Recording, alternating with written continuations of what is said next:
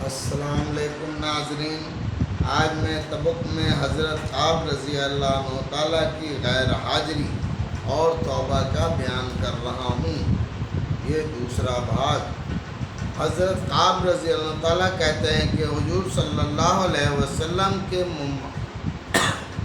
मुमानत पर लोगों ने हमसे बोलना छोड़ दिया और हमसे तनाब यानी परहेज करने लगे और गोया दुनिया ही बदल गई। हालांकि ज़मीन बावजूद अपनी वुसअत के मुझे तंग मालूम होने लगी। सारे लोग अजनबी मालूम होने लगे। दीवार ओपरे बन गए। मुझे सबसे ज़्यादा इसका फ़िक्र था कि मैं इस हाल में मर गया तो हुजूर सल्लल्लाहु अलैहि वसल्लम जनाजे की नमाज भी ना पढ़ेंगे और खुदा ना खास्ता हुजूर सल्लल्लाहु अलैहि वसल्लम का विसाल हो गया तो मैं हमेशा हमेशा के लिए ऐसा ही रहूँगा। ना कोई मुझे से सलाम करेगा, ना मेरी नमाज पढ़ेगा। ये हुजूर सल्लल्लाहु अलैहि वसल्लम के इरशाद के ख़िलाफ़ कौन कर सकता है। गर्ज हम लोगों ने 50 दिन इसी हाल में गुजारे। मेरे दोनों साथी तो शुरू ही में से घरों में छिप कर बैठ गए थे। मैं सबसे कभी था, चलता फिरता, बाजार में जाता, नमाज में शरीक होता, मगर मुझसे बात कोई ना करता। हुजूर सल्लल्लाहु अलैहि वसल्लम की मजलिस में हाजिर होकर सलाम करता और बहुत गौर से ख्याल करता कि हुजूर सल्लल्लाहु अलैहि वसल्लम के लंबे मुबारक जवाब के लिए हिले या नहीं।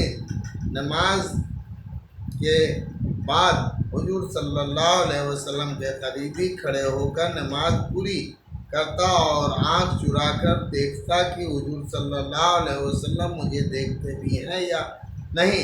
जब मैं नमाज में मशगूल होता तो हुजूर सल्लल्लाहु अलैहि वसल्लम मुझे देखते और जब मैं उधर मुतवज्जा होता तो हुजूर सल्लल्लाहु अलैहि वसल्लम मुँह फेर लेते और मेरे जानिब से इराज फरमा लेते। गर्ज यही हालात गुजरते रहे। मुसलमानों का बातचीत बंद करना मुझ पर भारी हो गया तो मैं अबू कतादा रज़ी अल्लाह ताला के दीवार पर चढ़ा। वो मेरे रिश्ते के चचाजाद भाई थे और मुझसे ताल्लुकात भी बहुत ज़्यादा थे। मैंने ऊपर चढ़कर सलाम किया। उन्होंने सलाम का जवाब ना दिया। मैंने उनको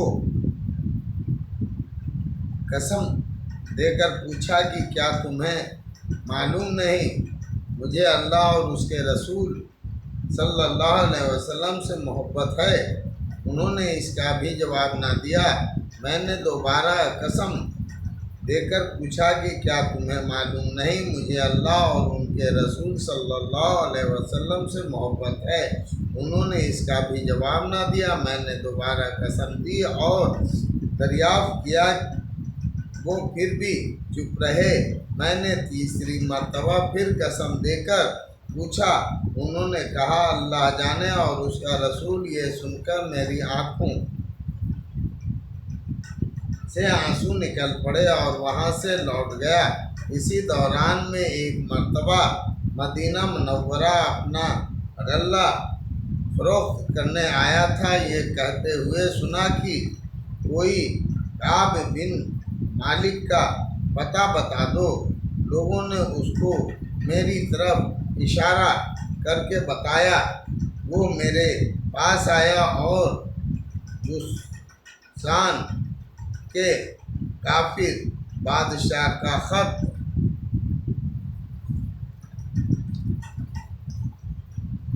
लाकर मुझे दिया। उसमें लिखा हुआ था, हमें मालूम हुआ कि तुम्हारे आका ने तुम पर जुल्म कर रखा है। तुम्हें अल्लाह जल्ल जलालहू की जगह ना रखे और ना जाया बर्बाद करे। तुम हमारे पास आओ, हम तुम्हारी मदद करेंगे। दुनिया का कायदा होता है कि किसी बड़े की तरफ से अगर छोटों को तंबी होती है तो उनको बहकाने वाले और ज़्यादा खाने की कोशिश क्या करते हैं और खैर ख्वाह बनकर یہ قسم کے الفاظ سے اشتعال دلایا ہی کرتے ہیں۔ آپ رضی اللہ تعالیٰ کہتے ہیں کہ میں نے خط پڑھ کر انا للہ پڑھی کہ میری حالات یہاں تک پہنچ گئی کہ کافر بھی مجھ میں طمع کرنے لگے اور مجھے اسلام تک سے ہٹانے کی تدبیریں ہونے لگی۔ یہ ایک اور مصیبت آئی اور اس خط کو لے جا کر میں نے ایک تندور میں پھینک دیا اور حضور صلی اللہ علیہ وسلم سے جا کر عرض کیا، یا رسول اللہ، آپ کے عراج کی وجہ سے میری یہ حالات ہو گئی کہ کافر مجھ میں طمع کرنے لگے۔ اسی حالات میں 40 روز ہم پر گزرے تھے کہ حضور صلی اللہ علیہ وسلم کا قاصد یعنی دودھ میرے پاس حضور صلی اللہ علیہ وسلم کا یہ ارشاد لے کر آیا کہ اپنی بیوی کو بھی چھوڑ دو۔ میں نے دریافت کیا کہ کیا منشا ہے، اس کو طلاق دے دوں؟ کہا نہیں، بلکہ علیحدگی اختیار کر لو، اور میرے دونوں ساتھیوں کے پاس بھی انہی قاصد کی معرفت یہی حکم پہنچا۔ میں نے اپنی بیوی سے کہہ دیا کہ تو اپنے میکے چلی جا جب تک اللہ تعالیٰ سانحہ اس عمر کا فیصلہ فرمائے وہیں رہنا۔ ہلال بن امیہ رضی اللہ تعالیٰ کی بیوی حضور صلی اللہ علیہ وسلم کے خدمت میں حاضر ہوئی اور عرض کیا کہ ہلال بالکل بوڑھے شخص ہیں، کوئی خبر گیری کرنے والا نہ ہوگا تو ہلاک ہو جائیں گے۔ اگر آپ اجازت دیں اور آپ کو گرانی نہ ہو تو میں کچھ کام کاج ان کا کر دیا کروں۔ حضور صلی اللہ علیہ وسلم نے فرمایا، مضائقہ نہیں لیکن صحبت نہ کریں۔ انہوں نے عرض کیا، یا رسول اللہ، اس چیز کی طرف تو ان کو مولا بھی نے جس روز سے یہ واقعہ پیش آیا آج تک ان کا وقت روتے ہی گزرا ہے۔ آپ کہتے ہیں کہ مجھ سے بھی کہا گیا کہ ہلال کی طرف تو بھی اگر بیوی کے خدمت کی اجازت لے لے تو شاید مل جائے۔ میں نے کہا، وہ بوڑھے ہیں، میں جوان ہوں، نہ معلوم مجھے کیا جواب ملے، اس لیے میں جرأت نہیں کرتا۔ غرض اس حال میں 10 روز اور گزرے کہ ہم سے بات چیت میل جول چھوٹے ہوئے 50 دن ہو گئے۔ 50ویں دن کی صبح کی نماز اپنے گھر کی چھت پر پڑھ کر میں نے نہایت غمگین بیٹھا ہوا تھا۔ زمین مجھ پر بالکل تنگ تھی اور زندگی دوبھر ہو رہی تھی کہ صلعہ پہاڑ کی چوٹی پر سے ایک زور سے چلانے والے نے آواز دی کہ کعب رضی اللہ تعالیٰ خوشخبری ہو تم کو۔ میں اتنا